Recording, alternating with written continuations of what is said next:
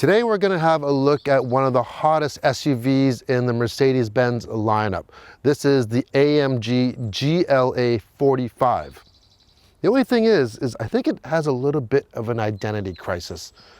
It is considered an SUV, but being this as an AMG version, I'm going to say it's a hot hatch, a real hot hatch.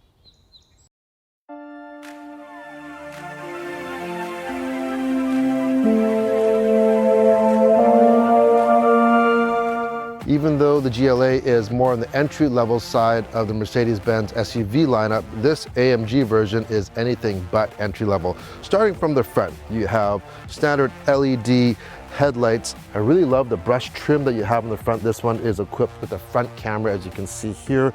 And then below, a lot of the AMG versions are coming with the Panamericana grille. This one doesn't have the Panamericana grille, but it does have a little bit of influence below the regular grille. As you can see, the vertical slots below the grille here, surrounded by this brush trim again. And then on your side vents here, I really like the black gloss finish and these deep panels on either side. Coming around to this side here, standard are 19-inch wheels or optional 20-inch that we have here, wrapped with performance Continental rubber. No all seasons here. I love the LEDs on the side mirrors, they're very stylish. And then below on the rocker panels, they have this insert. It not only is it a brushed metal insert, but it has texture to it. It gives it a real tech type of look. Onto the back. There is a pretty generous use of chrome in the back. It's pretty splashy. You have a built-in roof spoiler. You can get a larger one. I like the look of this one.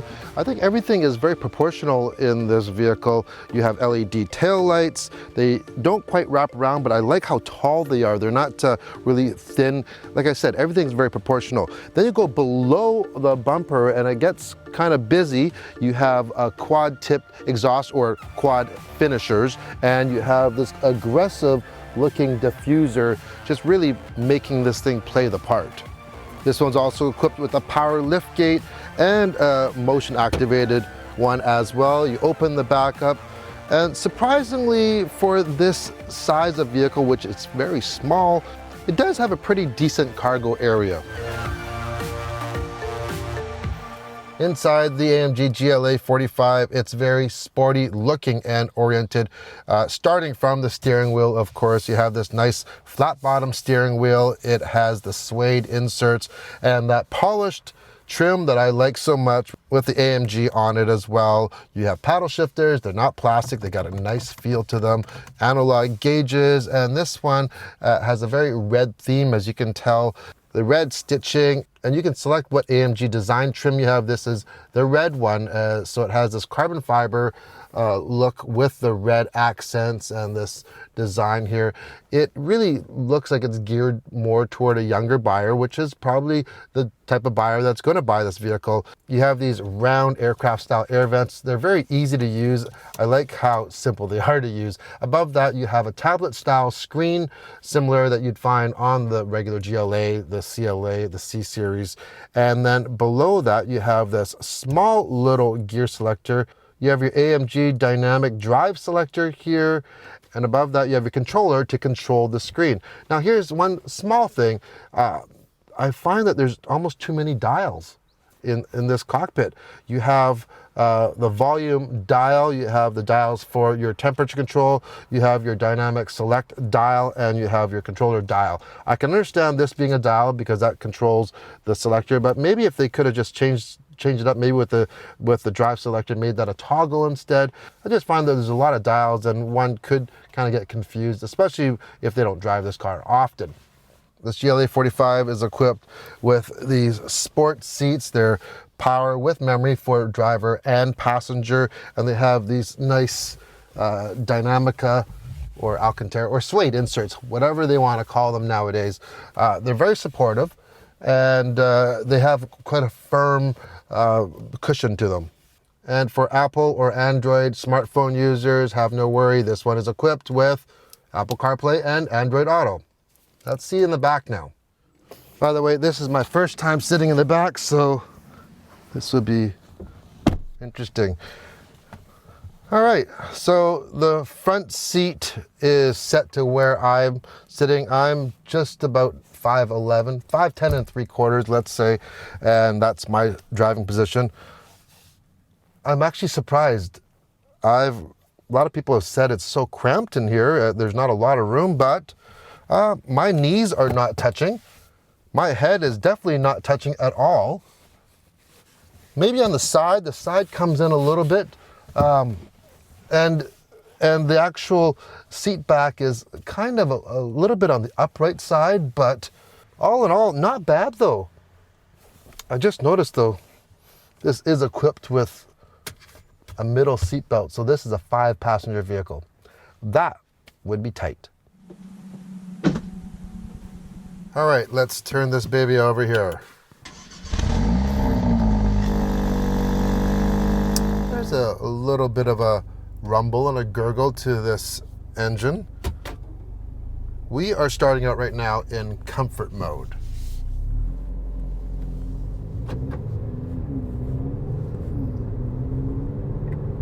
The GLA45 is equipped with a 7-speed dual clutch transmission, and that's why I wanted to show what it's like starting off from a start, not really accelerating hard, the type of acceleration that you'd be doing with everyday driving.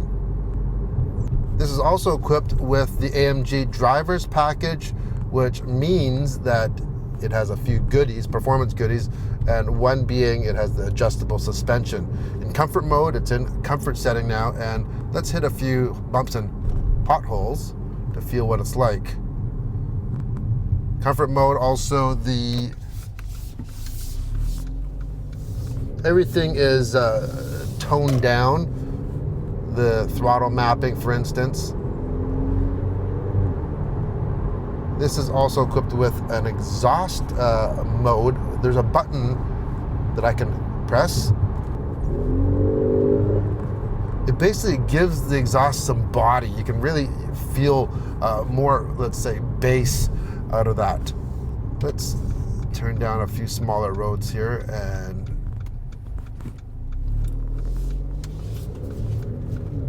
there is a little bit of a delay starting off. That's a little bit due to, there is, for a little bit of turbo lag, but also that dual clutch transmission. But there is no jerky sensation that you get on some DCTs, which makes them really not the best transmission for everyday driving for around the city. Yeah, so far the suspension feels very, very usable, that's for sure. Okay, so let's put it into sport mode.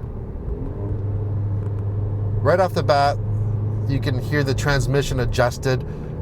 It's a little bit more responsive now, and the engine mapping is also sportier, but the suspension is still under comfort. Now, if we go to Sport Plus, once again, even more responsive. It actually kicked down a gear. The exhaust mode has activated, so let's have a feel. Oh yeah, that is pretty impressive.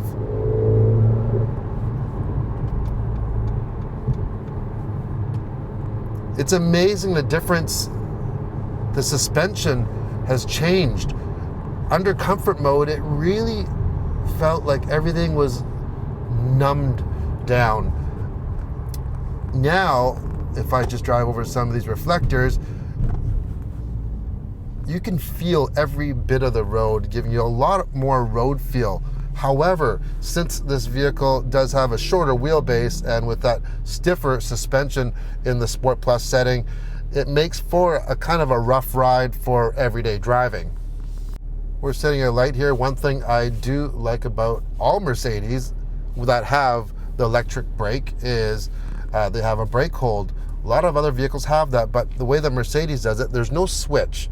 You just press a little bit more on the brake pedal and you take your foot away and we're under brake hold. And that's really handy because with the ones with the switches, you have to turn them on and off, and sometimes you don't want them. You might be in the middle of an intersection, for instance. Now let's talk about what's making that growling sound under the hood. It is a 2-liter 4-cylinder turbocharged engine, but not any 4-cylinder. This one is the highest performing or highest output 4-cylinder in a production engine. 375 horsepower from this little 4-banger and 350 foot-pounds of torque. That is just crazy. Think about that. And that engine, this is a true AMG engine. Why I say that is because there are some,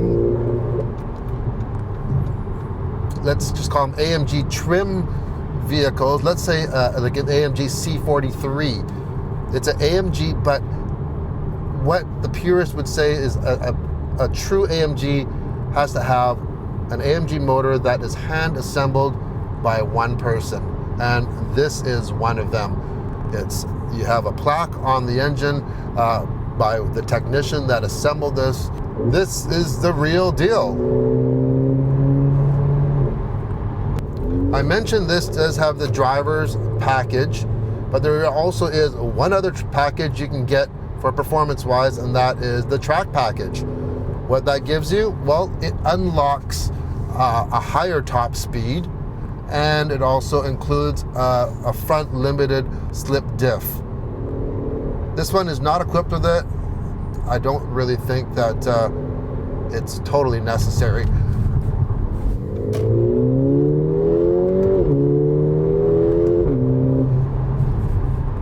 You know what it reminds me of? It reminds me years ago, I used to race shifter go-karts, and the shifts are that quick, and you have that little bit of a burble too.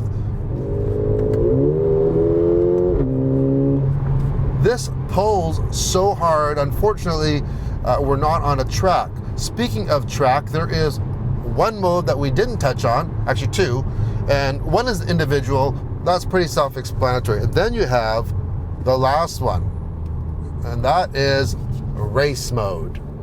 So what that gives you, even more performance out of the engine. It gives you the sport suspension.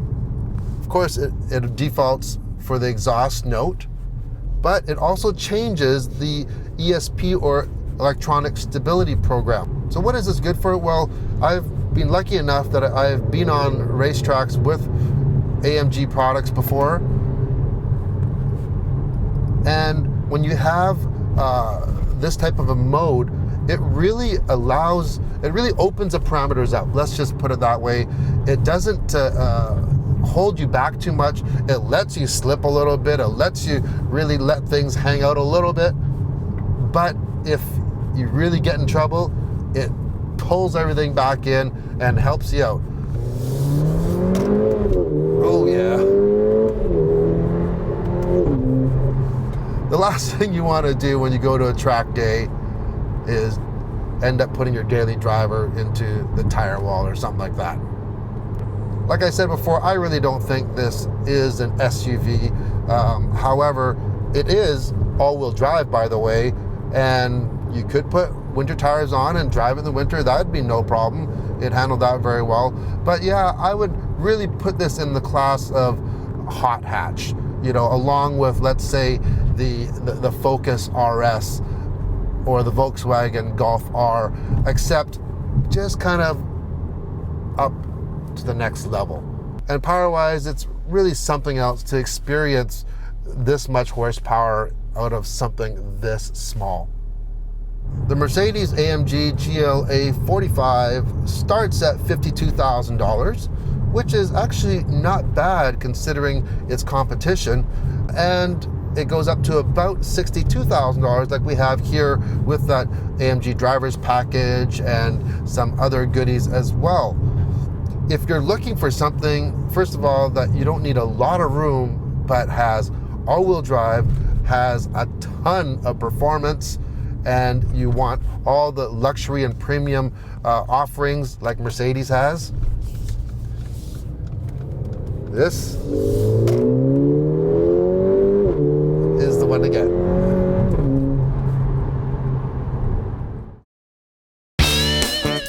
If you like the video, hit the thumbs up, and if you want to see more everyday reviews, hit the subscribe button. Thanks for watching.